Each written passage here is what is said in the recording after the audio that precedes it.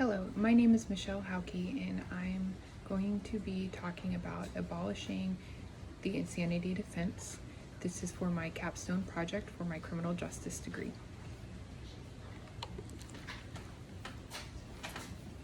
For abolishing the insanity defense, there is no universal or reliable testing, and regularly abused, and along with that, false claims of the insanity defense waste the court's resources. First, I want to talk about the history of the insanity defense. The theory of the insanity defense has evolved over 100 years. It has been dated back since the Romans to the beginning of the 25th century in the courts of Europe. The first of the insanity defense was not always called the insanity defense. It was known as the good and evil test. In 1616, the term idiot was used a lot when it came to the insanity defense. It was used for people that are not reliable for criminal punishment.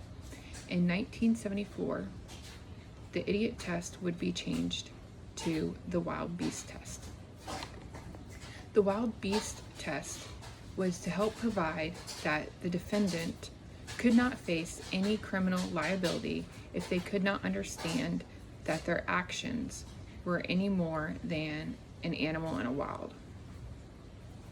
In the 13th century, a judge within the King Edward's Court, Justice Tracy, was the first person to formulate the insanity defense.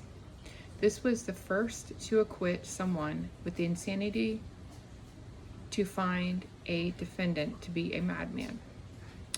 This was described that someone who was deprived of understanding or having any memory of what they were doing, no more than a baby or a wild beast. Next, I'm going to be going over the different tests that is used for the insanity defense. The first one is the McNaughton rule. It is to help with the presumption of sanity unless it can be proven of a defect reasoning of the time of the crime, and that they could not determine that the person did not know what they were doing was wrong. In the McNaughton rule, it has two parts. The defendant must be deemed insane and incapable of knowing what they were doing at the time of the crime. The second part is a test to determine if the defendant knew that their actions were wrong when they committed them. The McNaughton rule came about from a case of Daniel McNaughton. McNaughton was on trial for trying to assassinate the Prime Minister of England, Robert Peel. He accidentally shot Peel's secretary instead. McNaughton was found not guilty because of insanity. This had made the public outraged, along with Queen Victoria. The McNaughton rule had came into place and became a standard applied by the jury. The next test is the irresistible impulse test. It is to focus on the purposeful components of insanity. With the irresistible impulse test, a jury can find the defendant not guilty because of insanity. The irresistible impulse test can be over-exclusive with the defendant. It can be under a psychological condition that can be genuine, even though the defendant may not entirely inhibiting self-control that could exonerate the criminal liability. The Durham rule is a more lenient rule when it comes to the insanity defense, even though it is still addressed the same issues that involves in convicting of the mentally ill that the McNaughton rule covers. The Durham rule has been said the accused are not criminally responsible for the unlawful acts from a legal form that emphasizes the scientific psychological evaluation and evidence. The Durham Rule became about because of a case of Montel Durham. He was a 23-year-old that was known for having a criminal past along with mental issues. In 1953, Durham was convicted of breaking into a house. However, while on trial, his attorney had failed his duties to help provide to the judge that Durham did not know the difference between right and wrong. With that, the federal appeal judge believed this was a great way to help reform the McNaughton Rule. The Model Penal Code was to help bring standards to the legal insanity defense that could help compromise between the strict McNaughton Rule along with the lenient Durham Rule.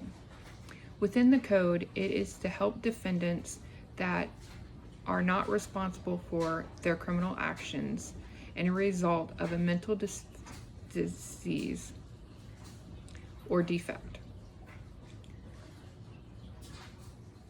However, they did not possess any substantial capacity that would appreciate the criminality of their actions or confirm their behavior to the requirements of the law. The Model Penal Code was in favor for a case for John Hinckley Jr. He was found guilty because of insanity. He was tried for attempting to assassinate President Ronald Reagan back in 1981.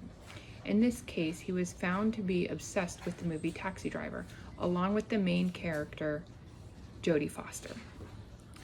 It was said that Hinckley thought if he assassinated the President Reagan, it would help impress Jodie Foster. In 1984, President Ronald Reagan had signed the Comprehensive Crime Control Act. The act was to make federal insanity defense to now require a defendant to prove with clear and convicting evidence of the time of the crime that the defendant had a severe mental disease or defect and was unable to appreciate the nature of the wrongfulness of their actions.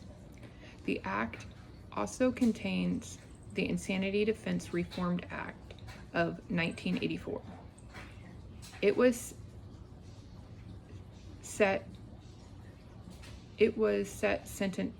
to set sentencing and requirements to deal with the defendants that have suffered from mental disease or defects. Next, I want to talk about the states in the insanity defense. The insanity defense among the states have generally one of the four legal standards to help determine the insanity as a defense against any criminal standard. Some of the states have a combination of standards, or they will follow their own modification interpretation of the standards.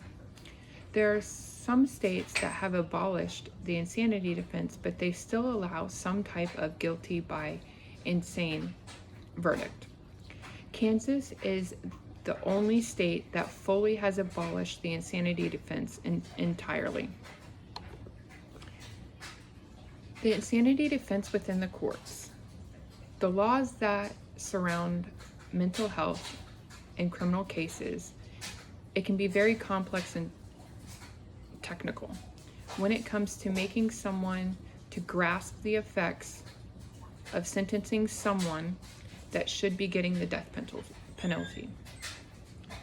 There has been research that rationality testing do not have any defense that when it comes to people having lack of control, as it has been outdated along with the current understanding of any of the neurological bases and psychological conditions that are in place for a person with the lack of any impulse controlled defects. There has been cases where the neurological damage of the frontal lobe leading the defendant to rationality to commit a horrific crime. There are separate sets of causes that the rationality defect can allow a defendant to plea on the bias of defect as an impulse control that can result in different labeling as not guilty by reason of insanity or guilty by insane or mental illness. There are practical problems when it comes to the current standards, as the legal attitudes regarding jurors and their significant roles when it comes to determining insanity. There needs to be more evidence that can help the jurors find the logic-based evidence and persuasive over the psychological evaluation or even evidence of the family history when it comes to the insanity defense. With the different positive and negative aspects when requiring the comprehensive evaluations of someone to see if they are fit to stand trial. If the defendants are able to work with the attorneys and help them along the way for defense strategies, feedback, along with providing a potential alibi information. When it comes to the defendants that are unable to help their attorneys, it would help with getting evaluations to help identify if there is any need for any psychiatric treatment before trial or pleading for agreements. There is many incompetent and non-responsible defendants that can be admitted into public mental health facilities by the courts, but yet limited when it comes to public access. When a defendant applies the insanity defense, it is meant that the defendant cannot form criminal intent and cannot be convicted for a crime. However, not every defendant is convicted, and they cannot be incarcerated for the crime.